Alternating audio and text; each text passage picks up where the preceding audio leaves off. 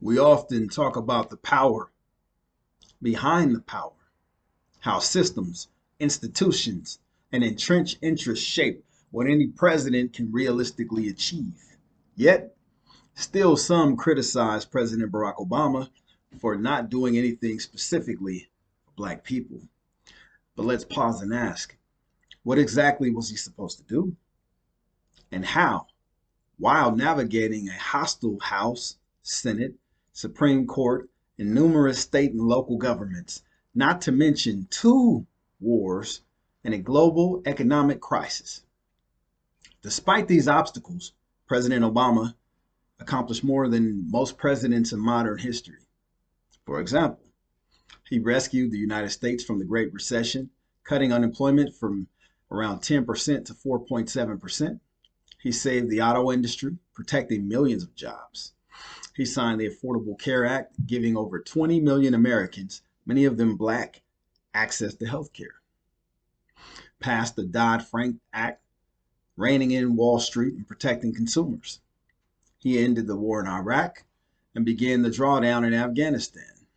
He ordered the operation that killed Osama bin Laden, delivering what many feel is justice for 9/11. He signed the Lilly Ledbetter Fair Act Pay, advancing gender pay equality. He reduced veteran homelessness by 50%, including increased funding for the VA, or the Veterans Administration to those who aren't familiar with the term. He signed the Hate Crimes Prevention Act, protecting minority communities. He nominated Sonia Sotomayor, the first Latina to Supreme Court, the United States Supreme Court. Maintained a scandal-free administration, a rarity in modern politics. He upheld the dignity of the presidency, raised two daughters in the public eye, and remained a devoted husband, and he even cared for his mother-in-law. And yet he's still criticized, often by those who haven't studied his policies or the political system. President Obama didn't just lead, he transformed. He restored America's global credibility. He governed with integrity and left the office more respected than when he entered it. And if we want more for our communities, we must understand how power works and how much he achieved despite the odds. Now, this is where the rubber meets the road. President Obama did the best he could do within a system designed to resist change, especially change that uplifts Black people, people like you and me. But I ask you, what are you doing for Black people?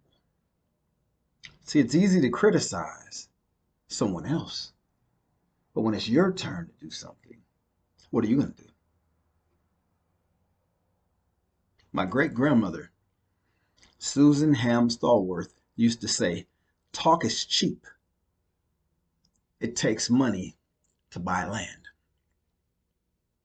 So while you're talking about President Obama and what he should have did, and he didn't do this and he didn't do that, I'll ask you, what are you doing? You got the same blood flowing through your veins as he does. You have the same opportunities. Like, you can go to a community college, get good grades, transfer to a state college, get good grades, transfer to a private college, or you can go to an HBCU, quality schools, get a great education, and then you can get into government and you can make change. Without even having a degree, you can make change in your neighborhood right now. But what are you going to do? Same 24 hours in a day that President Obama has, you have those same 24 hours. But what are you going to do with them? You're going to sit around and criticize him and others like him, or you're going to get out and do something. For example, what are you doing to protect and nurture Black babies? You. What are you doing? How are you mentoring and guiding youth? Your local community center, your local Boys and Girls Club, your local church, sports teams, arts, recreation. What are you doing to make it better for young people? What are you doing to uplift and support Black women? How are you honoring and caring for our elders? What are you doing to empower Black men? And beyond critique, what are you building? What type of legacy are you creating that you can leave behind for the next generation? Are you working to eliminate crime or just reposting it? Are you helping renovate our neighborhoods or just complaining about them?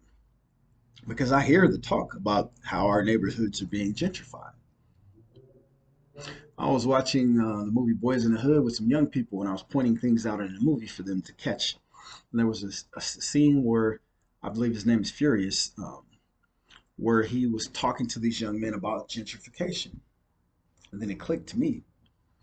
If we take care of our own neighborhoods, there'll be no neighborhood to gentrify.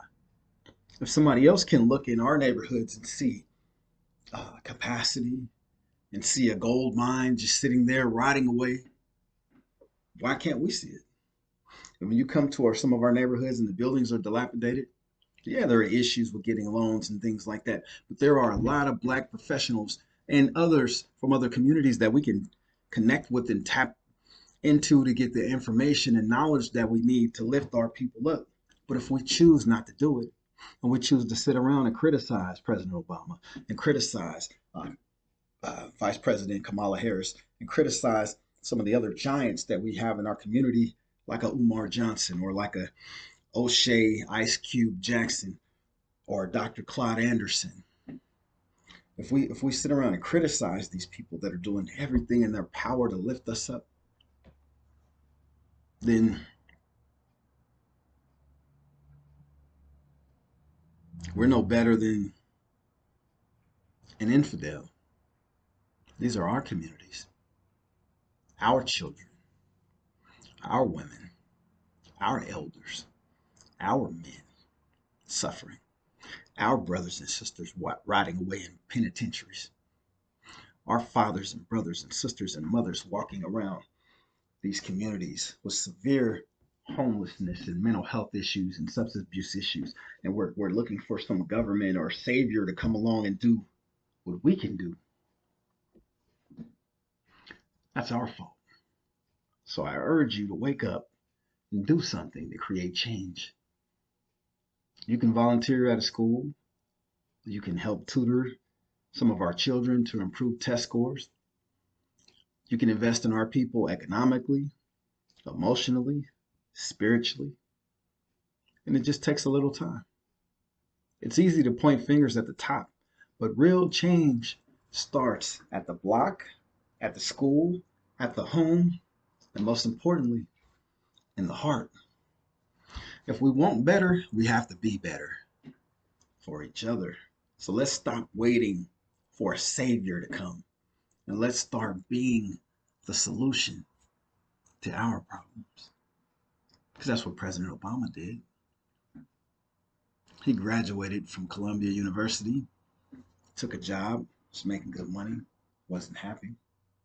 So he took a job for the Catholic Church in Chicago.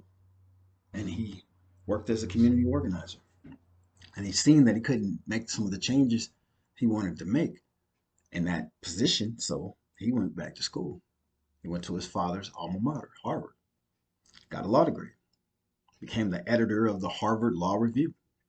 And then he went back to his community, which at that time had become Chicago, and he helped improve the lives of people in Chicago. And then from there, on a local level, he went to a statewide level as a state senator for 8 years. And then while doing all this, he was a college professor at the University of Chicago Law School. He was a constitutional law professor. And then he became a United States senator. And then he became one of the greatest presidents this nation has ever known. And he was so great.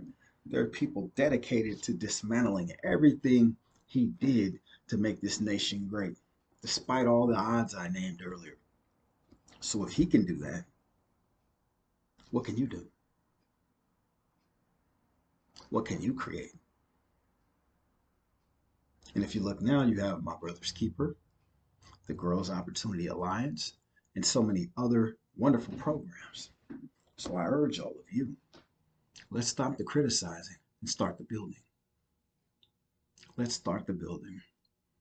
We can find criticism in anything, anyone. There's people that criticize God, that criticize Jesus, criticize Mary, criticize David, criticize Moses, criticize Muhammad, criticize all these different people, these historical figures who were known to create change.